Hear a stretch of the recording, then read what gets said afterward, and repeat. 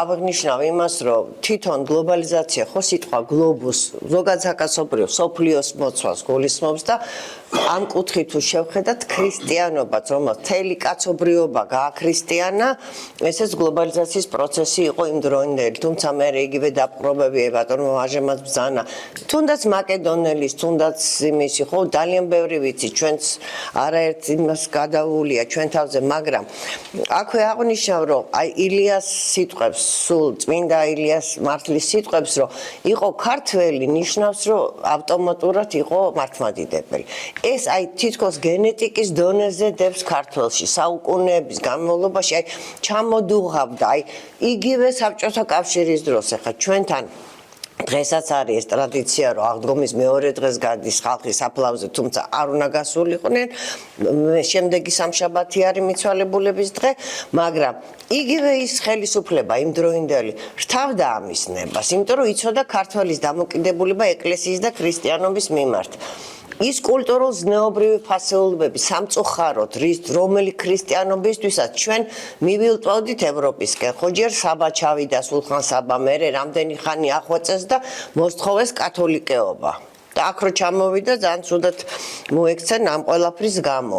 რამდენჯერ ერეკლე მეფემ გააგზავნა ელჩები ევროპაში სად არავინ არ დაგხმარებია საბერძნეთი შემოვიდა ახალშენები დაარსა შავი ზღვის სანაპიროზე ისის ექსპანსიური დამოკიდებულებით იყო ბიზანტია ყველას აბსოლუტურად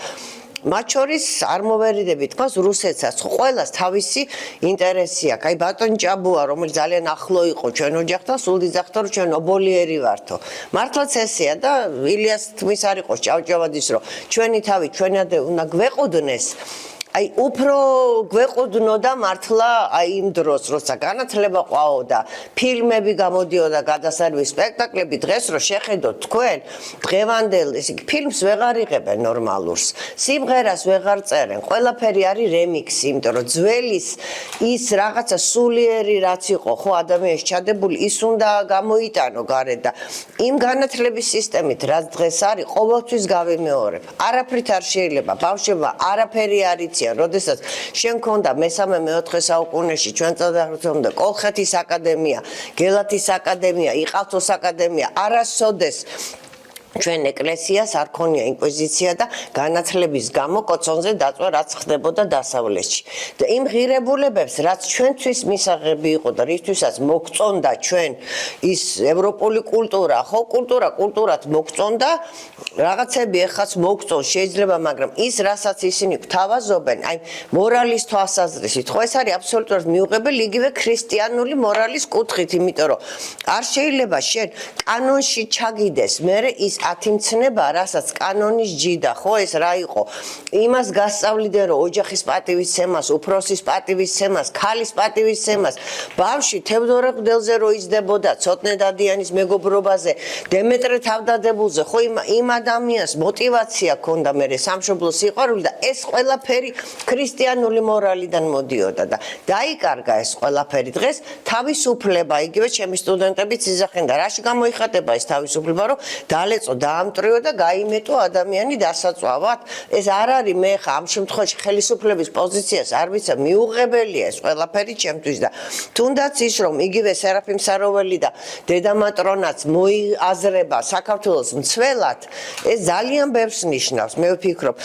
ქრისტოს პასიწელიში მოსკოვში ანალოგიაზე მაქვს მე საკურთხეველთან ჩვენი ხელთუხნელი ხატი ნანახი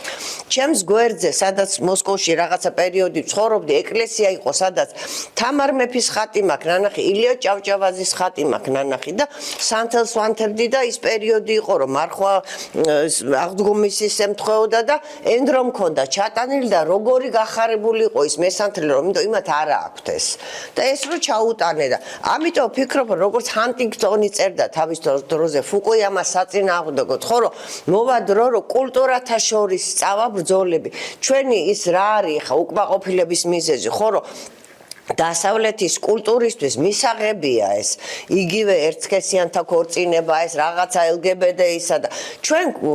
ანდაზა ქონდა ხო რომ მეზობლის ქალს ხელს ნუახლებ ისიც შინაურიო სატევარიედო ქალს და კაცს შუაში და მეგობრის დას არ შეხედავდა გაყრით ეს იყო ხო რაღაცა არსებობდა სუფთა ისეთი და ამის გარდა ქრისტიანობას რაც ეხება დასაბამიერი ფუძენა იმე ბატონ ტატოს ვაჩვენე ქალბატონ ცირაინსკილვერი დადიოდა აბასთუმანში და იხატავდა ამას ასომთავრული ანბანი ცაზე გამოდის აბასთუმანში ერთ-ერთი დრო ზაფხულში ამ ქალს გაჩვენებთ მე ფოტოს და ამ ქალს ჩახატული ქონდა და სორბონის ფუძენის კათედრას მიგნება აქვს ის რომ ეს არის იგივე რა ქვია არხანბელტონ ლამბერტის ლენორმანს და უამრავი მეცნიერი აღიარებდა დასამამიანი ენა იყო ეს იყო ის ენა რაც ფარნავაზმა ნახა და გადმოიტანა ანუ პირველი იქნება უკანასკნელი ეს უკვე მე მივედი ამ იმამდე რომ ანუ პირველი დასაბამიერი ენაზე წარმომამდე რაზეც ლაპარაკობდნენ და ბაბილონის გოდოლ დაშლამდე ეს ენა იყო გესმით თქვენ და აი ამ ქალდეის შუმერიდან წასული აბრაამი ებრაელთა პატრიარქი და ურიდან ბოლოს ბოდიში და ური და არტანუჯი ხარტანისი ქვია იმის რა ქვია ცხეთოსიშვილი ჯავახოსის აშენებულია ხო დავით მეფე წინასწარმეტყველი რომლის 78 შვილი დავით აღმაშენებელი მოიაზრება დავითი წერს მოკოსის ხიზანი ვარ ჩასახლებული კედარის კარვებთან მოკოსი მოსოხი მესხი თუბალი ეს სუქართლური ტომებია მთელი ეს ძალიან ცივილიზებული საბერძნეთი დემოკრატია საიდანაც წამოვიდა იქ რო პელაზგების ახლობდნენ და ინდოევროპიდან ჩამოსახლებულმა ბერძნებმა რომ აითვისეს მისი კულტურა და თვითონ პელაზგები აპენინის ნახევარკუნძულზე ეტრუსკებისას და მერე რომისას აყალიბებენ ეს ყველაფერი ახალგაზრდამ არ უნდა იცოდეს მისი ამითი უნდა იამაყოს ეს არის მე ვფიქრობ ქართველის ღირსება და ამას ვასწავლი სტუდენტს რომ შენ ამითი უნდა იყო ამაყი და არასოდეს თავი არ უნდა დაუხარო არავის იგივე იმ საწყევარ დღეს რომ ჭალებში საბჭოთა კავშირზე ხო ჩემთვის არავის არ მოუყენებია არც ერთ ქვეყანას იმდენი შეურაცხყოფა რასაც დღეს მაყენებენ ჩვენი ასე ვთქვათ პარტნიორები თუნდაც ქრისტიანები ეს ქრისტიანები როდესაც შარლი ებდოს ამბავი ატყდა და იქ მთელი ტერორისტული აქტი მოხდა და სადაც გაილანძღა ღვთისმშობელის გაილანძღა მუჰამედის და მერე ეს მთელი ქრისტიანული სამყარო ელიტები ჩამწყრივდნენ და ამის აღსანიშნავად ერთად გამოვიდნენ ესე იგი შენ არ აღიარებ ამას ხო და როგორ ახარ შენც ისეთივე ქრისტიანი და მართლმადებლები რო აღარ არიან ფაქტია გაიყო ეს კათოლიკური და ის და კათოლიციზმში რა ხდება ეს ალკე საკითხი ამაზე არ ვილაპარაკებ მე არასოდეს არ არის ეს ჩემი საქმე მაგრამ ჩემი აღარ არის აი როგორც ნათქვამი ევროპა აღარ არის თამრო რაც იყო და რისთვისაც მოგწონდა ჩვენ და პატივს ვცემდით და სამწუხაროდ ეხა მე ვფიქრობ რომ ზუსტად აი იმ ფაქტების გამო რა ჩამოვთვალე რომ თუ დასავლეთი ისწავლის ჩვენგან მართლმადიდებლებისგან ანუ ჩვენ პირველ სწავლებით მოვდივართ მოციქულთ არაფერი არ შეგვიცვლია ხო ნინოს და მატათას და ანდრიას იმითი დავიწყეთ ყველაფერი თუ რამეს ისწავლიან ჩვენგან მათთვის უკეთესი იქნება ხა და მე ვფიქრობ რომ კიდევაც იციან იცი და ამიტომ არის ესეთი საშინელი შემოსევა ხო რომ ესეთი ინტენსიური ისა განათლებაზე ხო რომ ეს ბოლონიის პროცესს მოგვაერთეს მე მინდა ვთქვა რომ ნოლზე დავიდა განათლება არაფერი არ იციან სკოლიდან მოდიან აბსოლუტურად უსწავლელი და გაუნათლებელი ბავშვები ელემენტარული არ იციან ბრუნვას არ სწავლობენ გრამატიკას არ ასწავლიან როგორ უნდა ილაპარაკო ბავშვი მეუნება რომ იმასო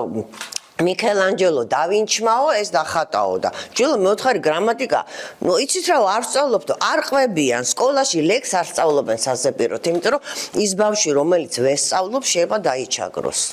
150 ლექსი გალაქტიონის ზაფხულში მოცემული და 2/3 ვეფხისტყაოსანი არის ბიბლიაზე დაწერილი ნაწარმოები შეიძლება რომ ეს ბავშვმა არ იცოდეს შინაარსი არ ასწავლო ამ ბავშვს ან იმას აქ შეასწავლო რომ ვერ გაიგებს ვერაფერს ამიტომ ძალიან დიდი როლი აქვს მე ვფიქრობ რელიგიას და მართლმადიდებლობას სწორედ აი ჩვენ გვერდზე რეგიონში რაღაცა იმის შესაკავშირებლად ეხა მე არ ვიძახი რომ ჩვენ უნდა შეუერთდეთ რუსეთს ან რაღაცა მაგრამ კულტურათა შორის ერთი კულტურა რო გაქვს და ერთი ღირებულება რო გაქვს და ეს ღირებულება არის რელიგიური ღირებულება და მორალი აქედან წამოვიდა ხო არა კაცთკლა კანონი არეგულირებს ბრუშობას კანონი არეგულირებს, ხო? იგივე მამაცმავლობას დღეს რო ესე ზენიტშია აყვანილი და ესე მისაღები გახდა და თავისუფლების გამოხატვის სიმბოლო გახდა დღეს რატომ გას? ნუ სირცხვილი იყო, ხო? კანონი არეგულირებდა, რომ ღმერთმა ყველას ხელი მოუართოს და არავინ არავის არ უვარდება და სათნის დაჭერას არ აპირებს, მაგრამ როგორც კანონი და როგორც სავალდებულო და ერთნაირი იმის მისაღებად, ნუ დამიმკვიდრებენ ამას და ბავშვებს ნუ ასწავლიან ამას, რომ ეს კარგია, არ არის ეს კარგი. ეს არის მსოფლიოს გადაშენების ყველაზე დიდი ტენდენცია, რატო რომ შენ ღმერთმა შექმნა მის ხატად და მსგავსად, ხო? და შენ მიდიხარ სხვა მიმართულებით. ამიტომ მე ვფიქრობ, რომ საჭიროა ურთიერთობა, საჭიროა მეგობრობა, მაგრამ შენ პირველ რიგში შენი ნაციონალური, ეროვნული და ახლა უკვე რელიგიური ინტერესებიც უნდა გაატარო და მე ძალიან კმაყოფილი ვარ მეუფე იმისი პატრიარქი შიოს მესამის კათოლიკოსად არჩევით, ეხლა ძალაუნებურად სულია მეორე მაგარია ხოლმე პირზე, ახლოსაც ვიყავი და ამდენი წელი ჩაგვიჯდა ეს, ხო? ხო და ის გააგრძელებს მის გზას დარწმუნებული ვარ. რამდენი ლაფიც არ უნდა ასხან, რამდენი ტალახიც არ უნდა ასხან და სხვა შორის მე კიდევაც დავწერე Facebook-ში ეს, რომ ეხლა ეს ადამიანი უნდა დავიცვათ იმისგან, რასაც პატრიარქს რა შეურაცხყოფასაც აყენებდნენ და ბევრმა ვერ დაიცვა. მაშინაც იყო საჭირო 4-ჯერ მოწამლეს პატრიარქი, რატო? რომ ეს ვერ აიტანეს მისი პოზიცია, ხო? იგივე 17 მაისი, ძალიან კარგი ტრადიცია, ხო? ოჯახის და იმის სიწმინდის. ერთი რამე არ მესმის, რატო არის ამდენი სუროგაციის ცენტრი საქართველოში. ეს ხო აბსოლუტურად არაქრისტიანული და არამართლმადიდებლურია, ხო? სად მიდიან ეს ბავშვები? ფაქტია, რომ მე შულთაშვილი შემეძინა და დაარაჯმა მითხრა სამშობიაროსი ჩაჩავაში, რომ ნახევარი შენობის არის სუროგაცია. იქ კიდე სადღაც კორპუსებია მთელი ჩამოდიან უზბეკებიდან, იქედან, აქედან, არ აქვს მნიშვნელობა ვის, მაგრამ ფაქტია, რომ რაც ჩვენ მოვისმინეთ და ვნახეთ ამ შარლი ებდოს ფაილებით, ხო? ეს არის დღევანდელი ევროპა და დღევანდელი დასავლეთი ეს არის. ლამის ბავშვებს ჭამდნენ და სატანისტურ რიტუალებს ატარებდნენ, ხო? ვის რაც უნდა ეს ბავშვები, პატარები, თოთოები, ვინმეს გაგიგიათ ეგეთი რაღაცა ჩვენ ახალგაზრდობაში? არც მსმენია მე, ეგ არის სატანიზმი, სხვა არაფერი არ არის და როგორ ვიყო მე იმასთან და იმის იდეოლოგიასთან თანაზიარი, ვერაფრით ვერ ვიქნები. ხო, ეს არ არის ჩემი. და სხვა ღირებულებებზე გავიზარდეთ, ჩვენ ბავშვობიდან გავიზარდეთ. და მე რასაც ვატყობ ახლა, დასავლეთში, რუსეთშიც არის რაღაცა ტენდენციები, რასაკვირველია, როგორ არ არის, მაგრამ ნუ ძირითადი ნაწილი, ხო, რელიგიურად, სარწმუნოებრივად, კულტურულად, ოჯახებით, ნუ რაღაცნაირად მე მოსკოვში რო ვიყავი ჩასული, მე არ მიგზნია თავი როგორც უცხოს. თუ შენ თვითონ არ მიაყენებდი შეურაცხყოფას, არავინ არ გლანძღავდა და თავში არ გირტყავდა. იყო კი ისეთი ხამური რო იტყვიან დამოკიდებული, მაგრამ დღეს რაც მესმის ქართველებისგან მე იმნაირი იქ არ გამიგია, მართლა ვამბობ რა და ამიტომ ვფიქრობ, რომ მეუფეშიოს ძალიან დიდი როლი აკისრია და საპასუხისგებლოც, იმიტომ რომ სულ ყოველთვის იქნება მისი შედარება ილია მეორესთან ძალაუნებურად და ეს არის უდიდესი პასუხისგებლობა, გესმით თქვენ და მას გაცნობიერებული აქვს, მე მის თვალებში დავინახე ეს ყველაფერი, რომ ესმის ეს და 9 წელი ტყილა არ აკვირდებოდა პატრიარქი მას. მისი მთელი ოჯახის გენეალოგია შეისწავლა. რომ ვის რა გაკეთებული, როდის რომ რამე არ იყოს გვარში. ხო, ესეა ვისი გორი სახარო, ხო, გორებად ცხოვრობდნენ ქართველები ადრე ტომები და მაგას ნიშნავდა ვისი გორი სახარო, ხო? ხო და ამიტომ მე ისევ ქართულ ანდაზებზე მივიდივარ, არა შეიძლება წერი ხესა არა იყო გვარი მისიო. რაც არ არის შენი დაანებე თავი იმას რა. და ნუ დარბიხარ თურაშაურის პატრონი პანტის საძებნელად ტყეში. როცა საგაქ რა ქვია, რუსულად ვერ თარგმნია. ნუ გასაგებია რუსულად ბევრი რამე არ ითარგმნება. არა უშავს. ყოველ შემთხვევაში შინაარსობრივად შეიძლება გადათარგმნა ხო და ამიტომ აი რა ვიცი მე სულ ვფიქრობ რომ აი რაღაცა თუნდაც აი სახალხო დიპლომატიის დონეზე უნდა დაიწყოს ეს ყველაფერი. ხა მე ჩემთან მუზეუმში ბელა ახმადულინას მოგონებების პრეზენტაცია ჩატარდა, იმიტომ რომ ვახლობლობდით ოჯახებით. უამრავ ადამიანთან, ანდრუშა ძიმენწიევთან, ჟენია ევტუშენკო რამდენჯერ ჩვენთან ჩამოსულა და რა ვიცი, ნუ ესეთი ურთიერთობები იყო და ასე მოჭრა და დაამთავრო ყველაფერი. ეს არ შეიძლება, ხო? და რატომღაც როგორც კი რაღაცა შეეხები რომ აი დავილაპარაკოთ, მე ხო არ ვიძახი რომ გინდა თუ არა მუხლებში ჩაუვარდე და პატიება ვთხოვოთ, ხო? დალაპარაკებას რა უშლის წინ? ერეკლეს ჩალმაეხურა, იმიტომ რომ ჭირდებოდა იმ დროს. ეს იყო დიპლომატია. შენ რო იძახი რომ გინდა თუ არა ჯერ დამიბრუნოს და მერე დაველაპარაკები ვის გაუგია ეს რა არის დიპლომატი რო ხარ ცოტა წვიტინი ხო უნდა დააყოლო და შენი ქვეყნის ინტერესით იცხოვრო პირველ რიგში ქართველის ხო და აი ნუ ეს იყო ჩემი სათქმელი ცოტა გამიგზელდა მე მგონი და დამავიწყდა იმის დადგმა დიდი მადლობა